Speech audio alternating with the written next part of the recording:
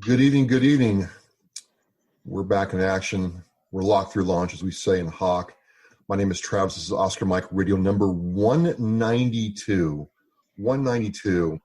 And this has been one of those videos, podcasts that have taken a while to kind of, come to fruition and get going. But now that it's here, it's fantastic. And there's a very good story behind this. I'm pleased to introduce two parts of the trident here of this book we're going to talk about, The Warrior's Book of Virtues.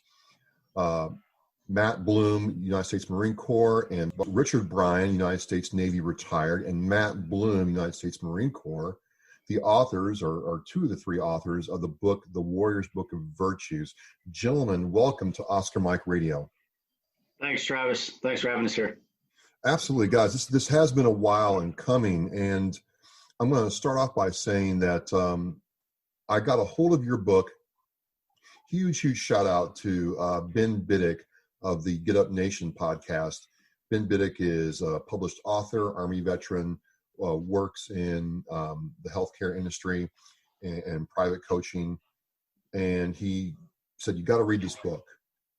And gentlemen, I'm not a fan of self-help books traditionally. I find them to be marketed and sold to people who are vulnerable and, open to, having that crutch there, right? And this book was not it. This book was not it at all. And I feel the concepts you all talk about can really apply to the situation we're in right now with COVID-19. So just before we get into the meat of the matter, I just want to know if you guys would talk about your military experience. You guys are both in different branches, did different things. Let's see here. We'll save the Marine Corps for last. Bryan, tell us about your Navy career. And you stayed in, you retired 20 years. I did. I was active duty for 22 years. I don't know. It just it was never really the plan to make a career out of the military. I was a, young kid growing up in Philadelphia, always kind of found ways to get in trouble. Just normally stupid stuff, nothing trouble, but was always finding it, and it's, so long story short, I ended up in the military and, the first thing I did was get in trouble. I'm not, it's amazing. It's, so, I can remember I was, probably 19 years old. My girlfriend was pregnant at the time, who's now my wife, and we've been married for 30 years and have 3 sons. So she is congratulations. A long time. But anyway, I was 19 years old and I was in trouble, and I found myself going to captain's mast and stand in front of a man who was a recovering alcoholic and very religious and very stern and straightforward, and I was scared to death. I was scared to death that this man controlled basically my life. I was scared to death that this man was going to put me out of the Navy with an other than honorable discharge or a dishonorable discharge, and because of a stupid, mistake that I made, being a dumbass. And what I found is I had some senior enlisted guys who kind of took me under their wing and kind of, reared me and kind of got me through all that. One was a yeoman senior chief. He was the ship's yeoman, and he spent a lot of time with the CO and the XO, and was able to spend a little time with them and say, hey, listen, this kid's not necessarily a shit bag. Am I allowed to say that? Or oh yeah, this is military. We're salty here. He may be a little rough around the edges and need a little bit of, discipline and maturity the hard way, i.e. take them, below, into the bilges and slap the shit out of them. So long story short, I stood in front of the man and I got racked. And it was rightfully so. I'm not going to tell you what I did, but, it was dumb. But I got, reduced in rate, 45 days restriction, spent a lot of time in the bilges thinking, but talking to a lot of these senior old heads in the Navy, and they were old heads, trust me, about, life and how to, change my ways, I guess, for lack of a better term. And it was probably the greatest lesson that ever happened to me, and kind of set my path going forward into the military.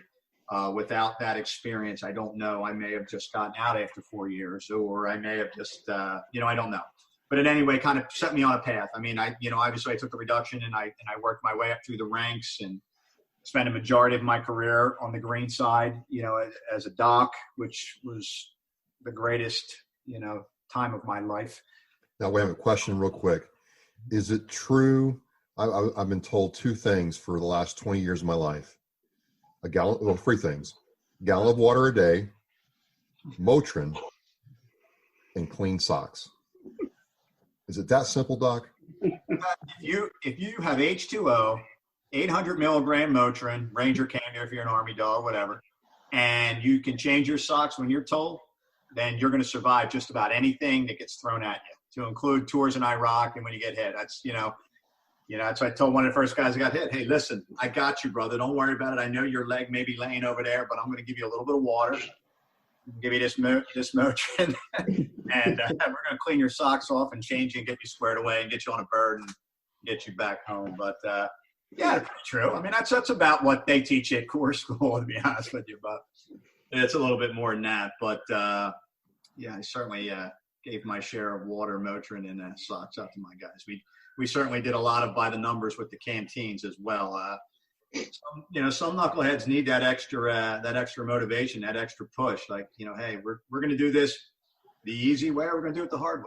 So, back to it. It's just, like I said, spending the majority of my career on the green side was the best opportunity I had. It helped me grow up. It helped me learn about leadership. It helped me learn about tactics. It helped me learn about just a lot of things that I don't necessarily know that I would have gotten on the blue side. And I wasn't built to be a blue side corpsman. Not that there's anything wrong with that, because, I mean, they do wonderful things, and the guys and gals that are working in our clinics are needed.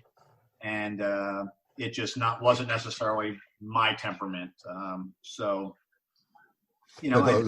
those people who don't know, what do you mean by blue side, green side? So green side, you spend the majority of your time in the dirt. You're with the Marines, whether it's with a grunt unit or a supply unit, you spend all your time on the Marine Corps side of the house. So if you don't know, the Marine Corps does not have any medical personnel. So the Navy provides medical personnel to the Marine Corps, i.e. physicians, nurses, corpsmen. Because if most people don't know, if you don't know, the Marine Corps falls under the Department of the Navy. That's not a slam at the Marine Corps. That's not, and I've heard all the, hey, it's the men's department, all that bullshit. But, and I'm cool with that. I am. But certainly, so we provide all their medical personnel. But,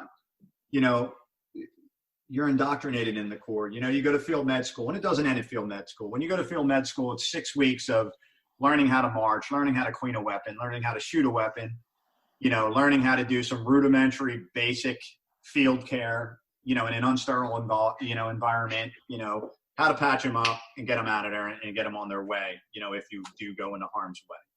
But there's so much more that you learn when you get with whatever unit you go to. I mean, you learn more from those Marines than you're ever going to learn. And it's proof when you actually get out of the training environment and get into a military combat environment that, it's amazing how those skills that you didn't realize you were learning or picking up or getting better at or becoming proficient at, how they just take over. The fight or flight, it's automatic. And it's when the rubber hits the road, the lessons you've learned by a lot of your, the NCOs in the Marine Corps and the staff NCOs in the Marine Corps are the reason that I had, any success in the Navy and on the green side. And don't get me wrong, I was stationed with some hard-nosed cats. I mean, I hate to mention them by name, but I will. But Staff Sergeant Paul Journay at the time was one of the staff NCOs that I worked for, and he taught me a valuable lesson when I ran my mouth to him one time. And I won't tell you, but he is one of the most respected Marines I've ever served with. The only thing I wish I could have done is served under him in combat. He retired as a first sergeant, but he was a warrior's warrior, a Marine's Marine. And he squared me away when I need squared away.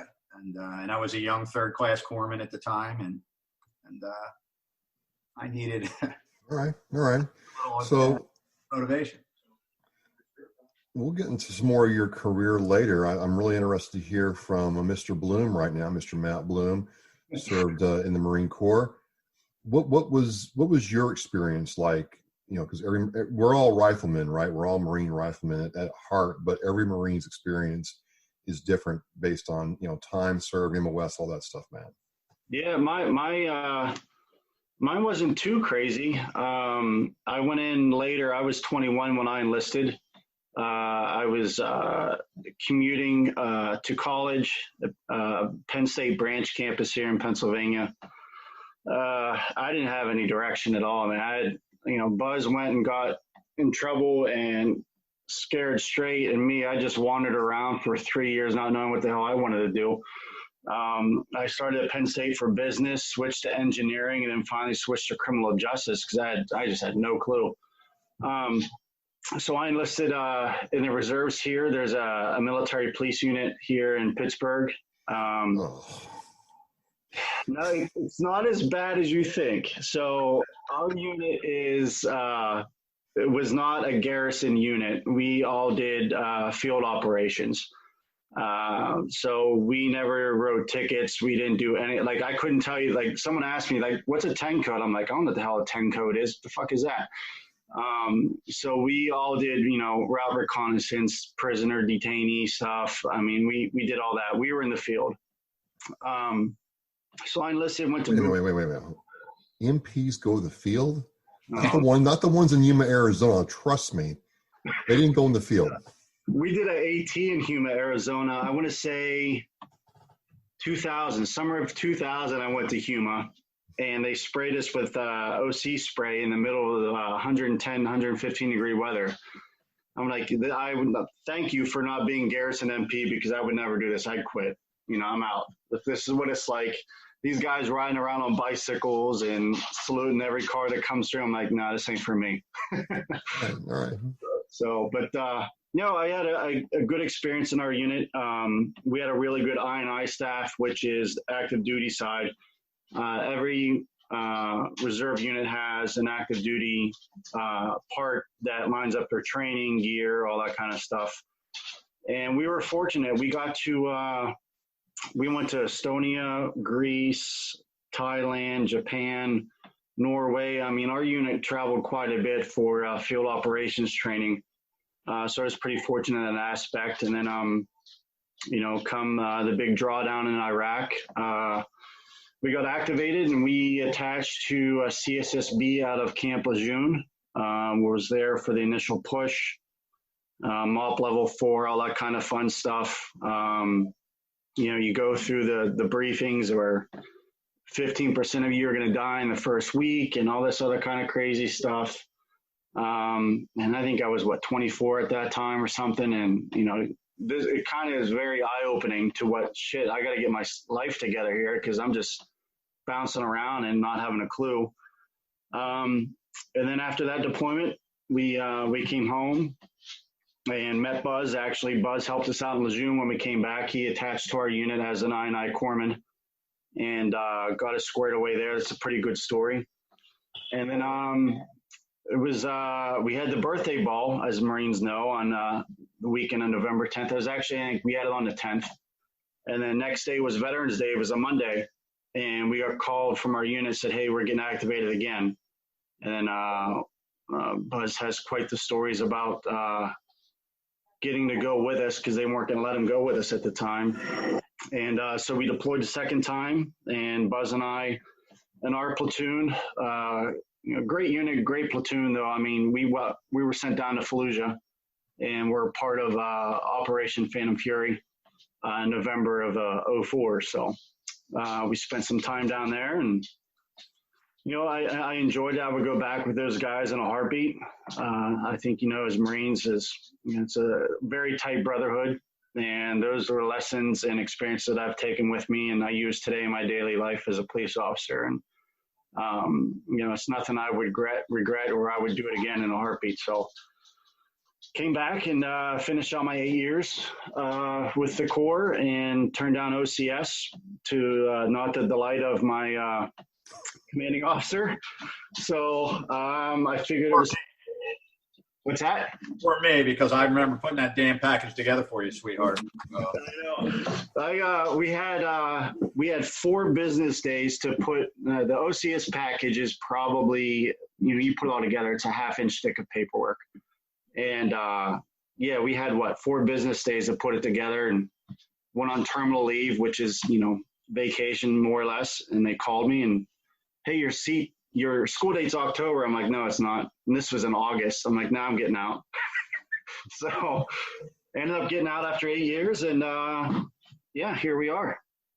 All right. So you guys serve together, and, talking to a lot of veterans who start either a nonprofit, they start a business, they start a brand, they go into things they know and love, so on and so forth. What happened? I'm trying to get some context and some history around what got you 3 together. You guys obviously knew each other from serving together, but what was it that in your mind said we need to do something to write this book?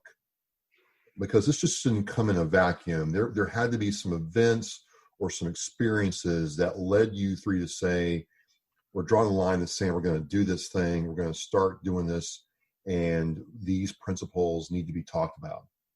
Yeah, I'll start and I'll let Buzz finish. Bennis and I and Buzz have always kept in contact.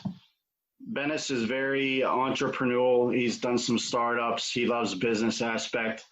And he had written a book called Mental Health Emergencies. And he had me read that and, do a review. And I was like, this is great. We should do something military related. And he's like, send me something. I was like, all right, whatever, Nick. He's kind of one of those guys you don't want to gaff off, but you're like, whatever, you just phones.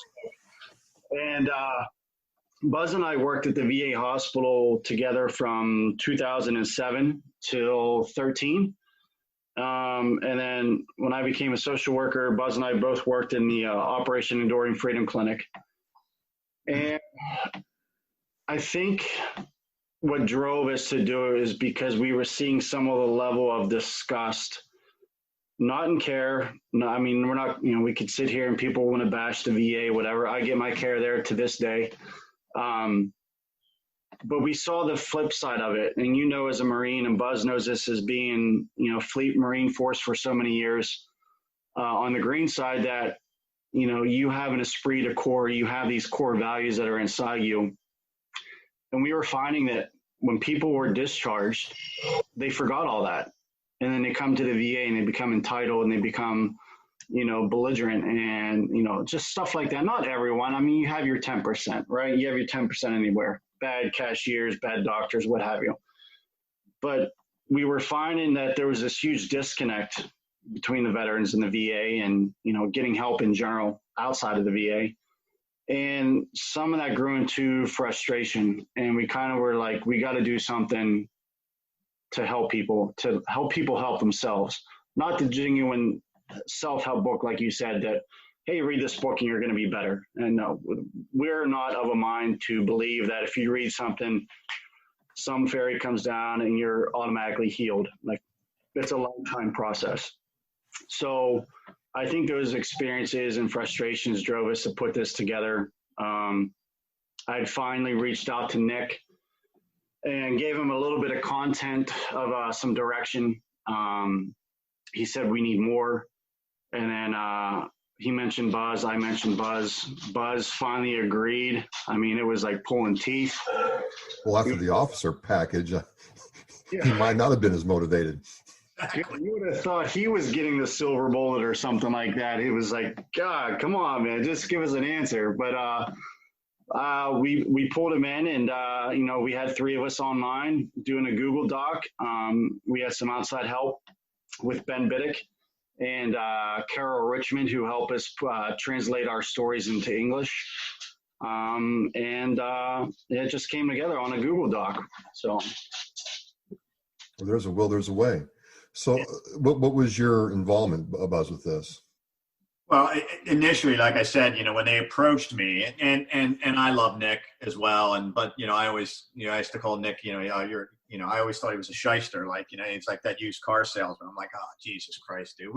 What are you calling me about now? What, how are we going to make, millions now? Blah, blah, blah, that kind of good stuff. And so I probably gaffed him off a little bit, to be honest with you. And he's not the kind of guy you gaff off because he just keeps coming. He's relentless, similar to me, just in different ways. And then I talked to Matt a little bit about it and some ideas about it. And, but I was, my concern was, I had a lot going on at the VA. I was an advocate, Matt was a social worker in the clinic. I was an advocate outside the walls of the VA. So my role was, to be in the community, tracking these guys and gals down who were struggling, who were, dealing with whatever they were dealing with and facing whatever demons they were facing with. And I worked at the VISN level, which in Marine Corps speak is kind of like the regimental battalion level, for a certain geographical region. So, there was 10 facilities in that region. So, kind of like that's your company level guys, so I was busy. I was all over the place. There was 2 of us doing a job, and we were covering the entire western market of the state of Pennsylvania, into eastern Ohio, as well as the northern tier of West Virginia. So there was a lot going on. We were busy. Our caseloads were crazy, and Matt was calling every day, and the other social workers on the team were calling every day saying, hey, we're struggling with this guy, or he's struggling, or this gal is having an issue, or, we have someone who's in crisis, and, and I was just busy. So I kind of just, it wasn't that I didn't want to do it. My concern was I wasn't sure that I could, dedicate the amount of time that it was going to take to do this. I mean, I had never written a book before. I mean, I don't even know if I could make a coloring book, let alone write a damn book, so, I eventually agreed, but my concern was, it's like, listen, I mean, this sounds like it's a lot of work, and not that I'm afraid of hard work. I'm certainly not. And it's not like it's hard work, physical hard work. It's mental hard work. It's there's a lot of thought that's got to come into it. I'm a hyper guy. I don't sit still very often, as you can probably see in the picture. So my concern was, am I going to be able to do this mentally? Am I going to be able to do this? And, but I eventually agreed, and, and then it was like, oh, Jesus, what did I get myself into? I'd get an email from Nick or from the publisher saying, hey, I need 180 words on whatever, in 2 days. I'm like, 180, what? What do you want me to say? I don't know what to say. I don't know what to write. I don't even know how to write. And I'm not even going to make fun of you guys in the crayons, because that's something new. I was an old school Marine Corps, but all that crayon stuff. But, I'm like, I don't know how the hell to write. I don't know what to write. I'm a dumbass from Philadelphia. But, like Matt said, I spent a little bit of time with Ben Biddick, and we talked a little bit about, some of the things that we were doing at the VA and some of the things that, were important to us, as a team. And, he kind of started the ball rolling, started to get my gears rolling. And then when I started working with Carol Rich, and as Matt had said, I would spend hours on the phone with her just talking. Tell me about this, tell me about that, explain this to me. And we would talk, and, I guess she recorded it. I don't know. Because if not, she's genius. She really was able to help me put things into words that I couldn't on my own. So she really kind of guided me through a lot of the process, as well as Ben did. And, and it just kind of led to where we are now and the book. And I was like, oh, wow, that's that story I told you, man, that's what that means, or that's how that comes out. But in all seriousness, it just, my not wanting to commit initially was certainly selfish on my part. My concern was I could not dedicate the amount of time that I thought was needed. And it was time consuming. There was a lot of late nights. There was a lot of really thinking through things and coming up with, answers, and then phone calls and with Matt and Nick and Carol and Ben, and then you had to get up in the morning and go do your regular job, and that might be chasing a veteran, somewhere, working with a veteran who was homeless under a bridge, or working with a veteran who was incarcerated because he got in trouble for whatever, as well as getting them to engage in the VA, which a lot of them aren't doing. Right, right. So let's talk about the book now, which is really, I got the book from you all and read through it. And there's 11 virtues you all discuss. And again, this is not, and I've told people, this is not like your typical military book where it's rah, we was, two of us against, 200 people, we swam with an Alice pack on for 8 hours. This is not that book, and it had a very profound impact on me. But this is a more of a guidebook around the virtues. I'm going to read the virtues off real quick, and then I'm going to dive into some of the things I have curiosity about. Number 1, discipline, prudence, temperance, charity, fortitude, decisiveness, hope, bearing, which is important for Marines, justice, faith, which is important now, and resilience, which is truly applies to right now. But the way this book is laid out, the way you've laid this out is you have the enemy, the 9-line, and the sit rep for each chapter or each virtue you talk about. And I kind of want to have you guys speak to how to use this, because I had to read this through 3 times to really make it flow. Not because I couldn't understand it, but I'm like, okay, this is something that I need to understand what they were trying to do here. Instead of just blowing through this and writing some copy to, rep it, I wanted to really understand what the toolbox I was getting into was about. Mm-hmm. And when I started breaking it down by the enemy, which is, certain parts of things that people struggle with, the 9-line, and then the sit rep, which is kind of like the follow-up, this really clicked for me. So I was just curious if you guys would talk about that for a minute. Yeah. So we didn't want to do traditional self-help, and we just didn't want to do veteran story content. Buzz and I aren't the most cool people to talk about. Buzz more so than, Buzz is a pretty cool guy, a lot cooler than me, a lot cooler than Nick. But we didn't want to fill it up with 100% of this is what I did in the military, look at me, blah, blah, blah. So we decided on, with help with the publishers, that it would be 70% contextual information about each virtue, sprinkled in with about 30% of our experiences in the military that directly relate to each virtue. And that's where a lot of the part that Buzz and I came in with, sprinkling our stories and experiences. Well, then we had to find a way to, because not everyone's a veteran, 1% of the population are veterans. We wanted this not to be veteran centric. We wanted it to be everyone centric. So the purpose of the sit rep and the 9-line and the enemy was to give people the ability to put everything into context to normal civilian life.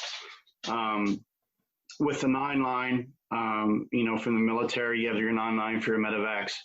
And there's 9 pieces of information. What we did with that is we used it as, okay, we just explained discipline through X amount of chapters.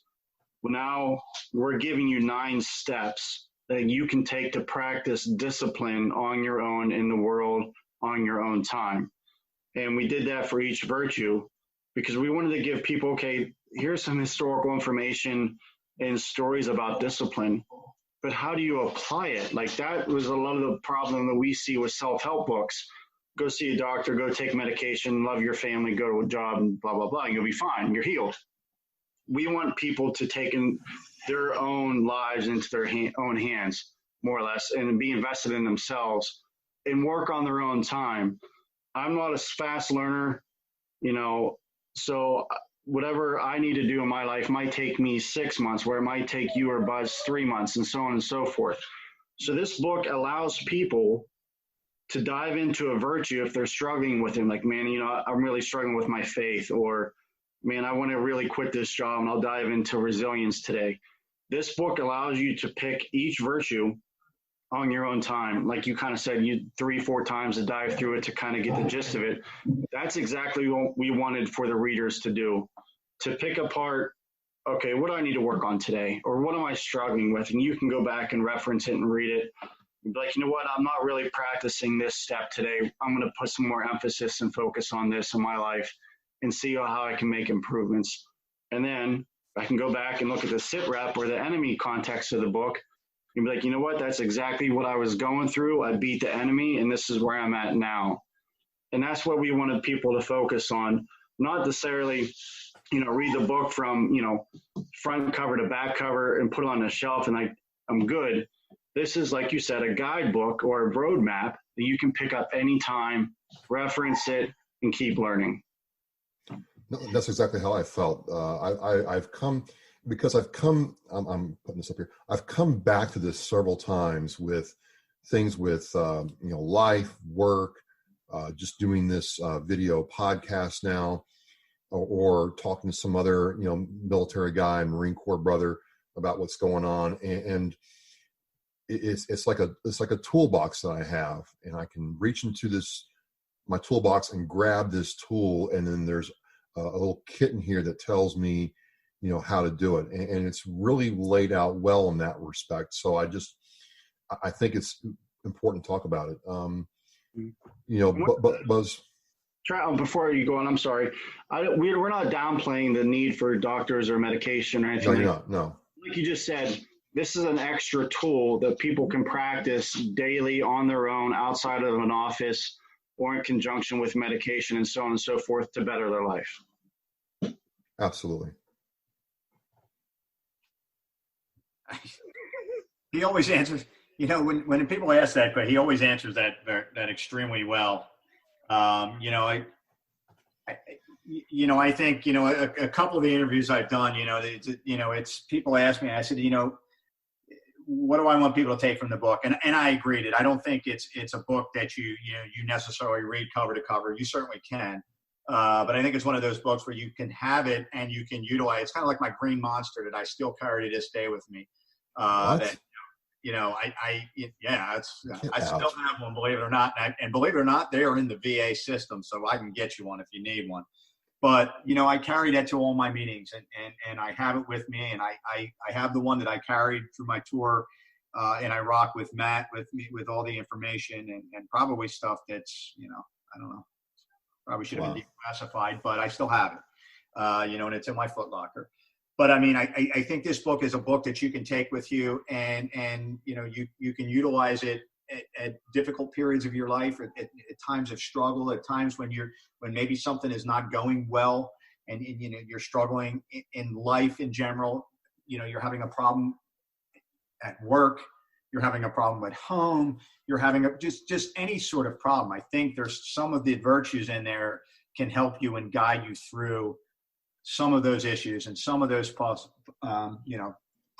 you're struggling with.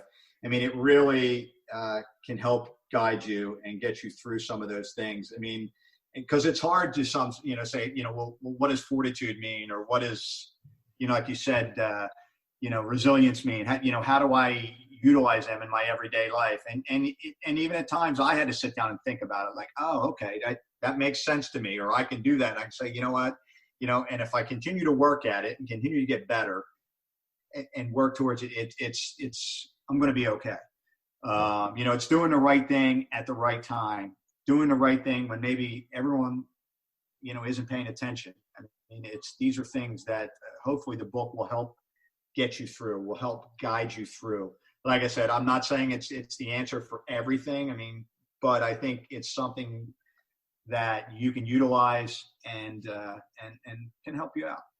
So in some ways, you both have already answered my next thing I kind of want to dive into is, we're in a situation in the world with this COVID-19 scenarios and the pandemic, and is it real? Is it not? What do you do? What do you not do?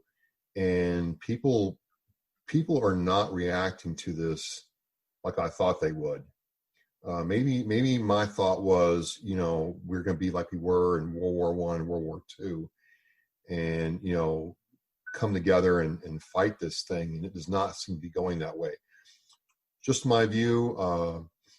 Maybe I'm wrong, but I don't think I'm too off the mark. But one of the things that kind of stood out was the whole chapter on resilience here really talks about how to take things that you don't know or things that are affecting you that you don't really understand, and find that inner course to move through them. So I'm kind of curious, how can somebody picking this up, again, this is the Warrior's Book of Virtues, how can people just pick this up and start very slowly getting help from this book? I mean, I know you guys have kind of answered that, but if we could dive into it just a bit deeper, I think. Matthew, you want it?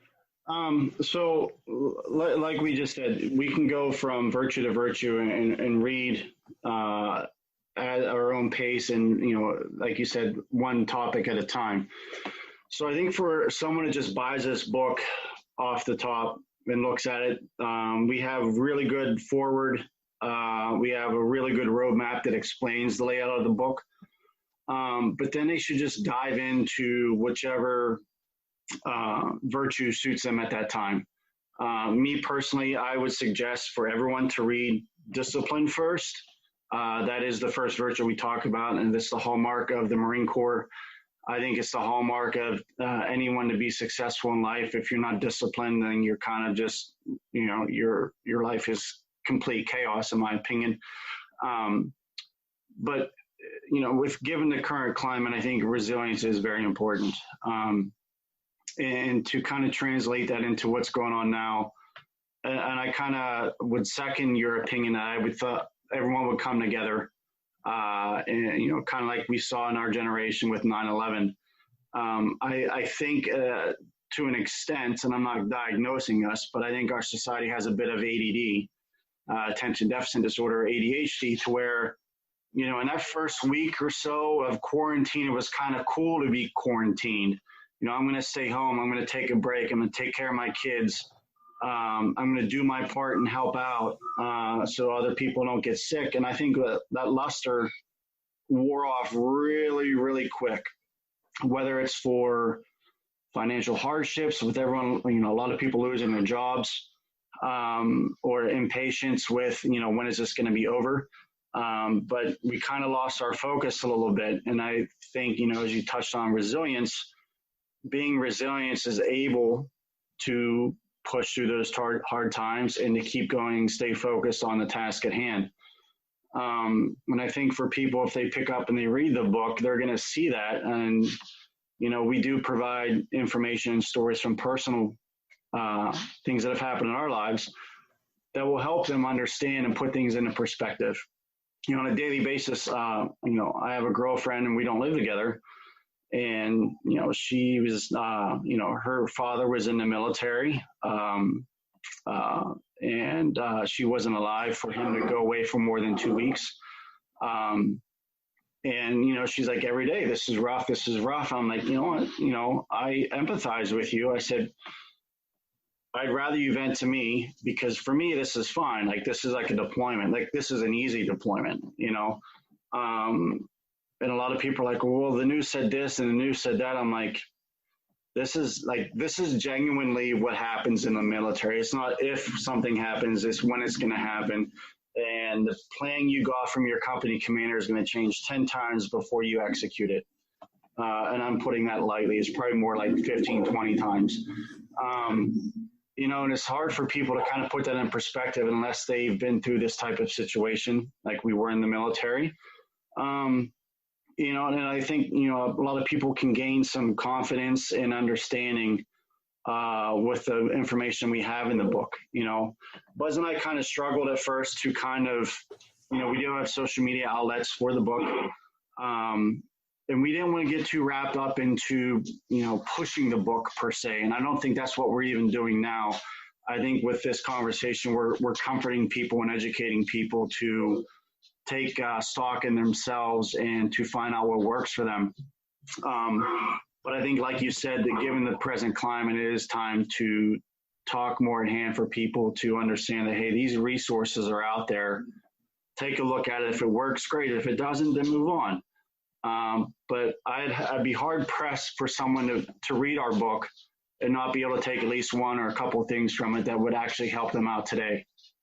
Absolutely. I mean, it certainly helped me through some of the things I was going through the last year, and just normal day-to-day stuff, and how to I mean, both of you gentlemen who served in the, Navy Marine Corps mindset, the first thing we learn in boot camp is know yourself and seek self-improvement. And this book forced me to improve certain areas of my life that weren't like catastrophic failures, but definitely needed some attention. So I think it does work. Is there a way people can contact, reach out to you or reach out to, where the book is? I'm just asking, is there a website for the book or anything like that? Where is that website, Matt? We haven't set up the website per se. We have the title of the book on Facebook and Instagram. We have set up messaging and emails on the Facebook page. Okay. So, we've had some messages, but honestly, I would encourage people, Buzz and I and Nick, all have access to the social media pages as administrators. If someone needs to reach out, if they want to talk, if they have a question, if they have any kind of comments, definitely reach us at our social media pages. Like I said, it's on Instagram, it's the Warriors Book of Virtues, and on Facebook, it's the same thing if they search it. And they can reach out to us anytime. I'll have the links to all those social media outlets in the descriptions for this podcast and the video on the video feeds for Oscar Mike Radio, so you'll be able to click right there. Gentlemen, it's my understanding, looking at it, that this is on Amazon. I'll have that link as well, and it's $10.99 for your Kindle and $14.99 for the hardback. And I'm going to hear already, well, that's a lot of money. Well, no. If you can buy Starbucks three times a week, or go to the liquor store right now and get yourself some liquid courage, you can take the time to buy this bad boy. So I just thought that, and again, people, for those of you who didn't know, is I got this when it came out. I got this book when it came out, and we tried, we certainly did. We talked about it and we tried to get it working out, and one thing or the other got in the way. And then this just kind of opened up over the last month to do it at this time. And it's really kind of appropriate that it worked out this way. It's kind of, it's funny. It really is. It's kind of serious, but really kind of funny too. And I think that's the ability to be resilient.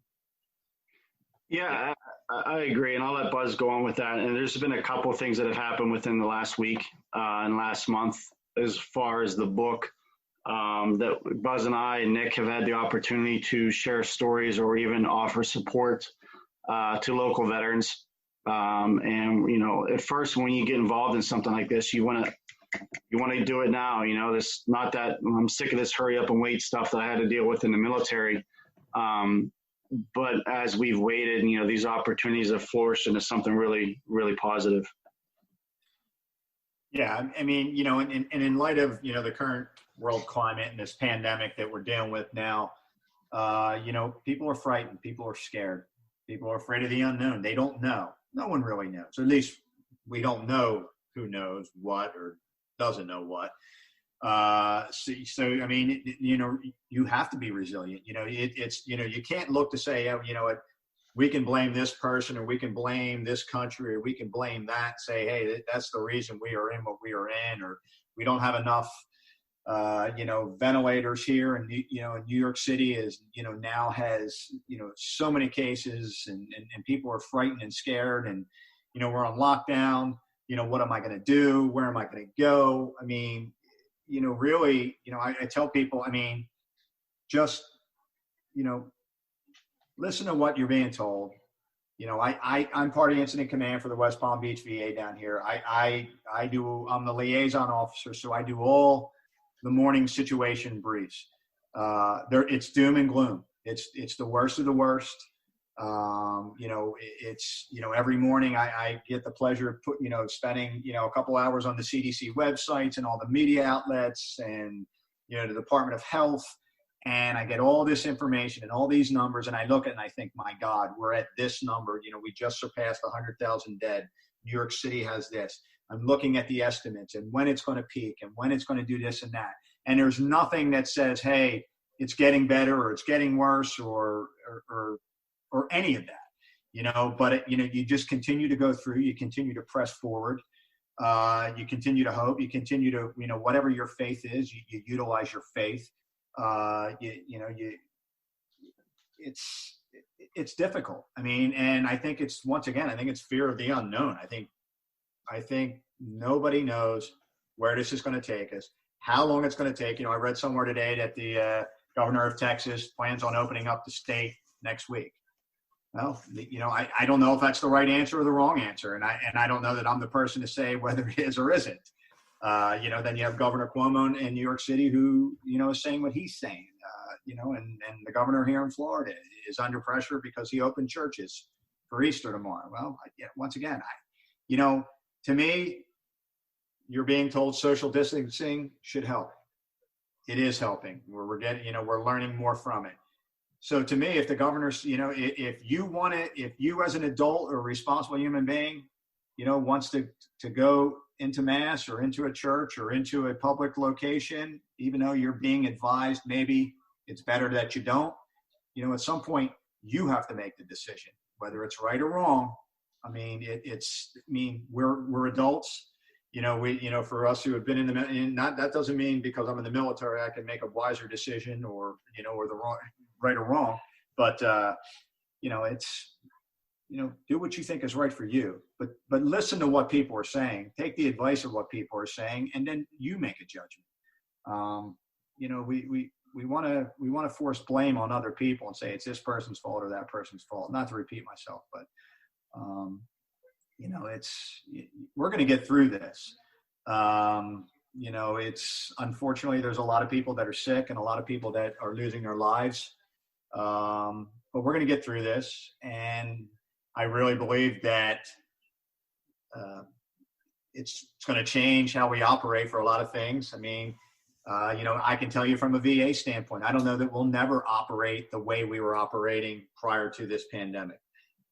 There's things that we were trying to do as a VA system, and now we're doing them because we were almost forced to do them. And I think it's the same in the private sector as well. I mean, it's, hey, you can do virtual appointments. You can do these things. It'll work. I mean, if you don't have to come in, don't come in. So I don't know, but I think that if you utilize, to go back to the book, there are things in the book that will help you get through this. Like I said, and it's not, you could read a couple pages. You could read a 9-liner or the situation report. It'll get you through some things, might put your mind at ease a little bit. Yeah. It's you don't have to be someone who spent 22 years in the military or someone who was in a combat environment or anything like that. That's not necessarily what this is for. So, right. Well, gents, I just, again, I want to thank you for, coming on and talking to me during this time and offering those words of true comfort and hope right now. And, rather than try to make this like, a promotion, I think this has been a valuable conversation. I just want to close with that, I looked at it for me when I read this through the third time through is no matter what virtue I read, I would say to people watching this and to you all that I got out of it that at the end of the day, I controlled how I use the virtue to add to my life. I control how I react to a situation. I control how I interact with people. And sometimes I lose sight of that. And it really, in a way like that good NCO or staff NCO kind of giving you the what for, I allow the book to kind of, guide me. So for that, I am truly thankful. And I think people will get a lot out of it. And I just want to say thanks again for coming on Oscar Mike Radio. Yeah, thank you, Travis. Appreciate it, man.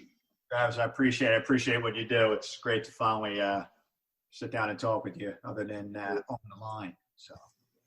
Absolutely. So, folks, this is number 192 coming to a close. You'll have all the links to the Warrior's Book of Virtues. Please check it out on Amazon.com. We are locked through lunch.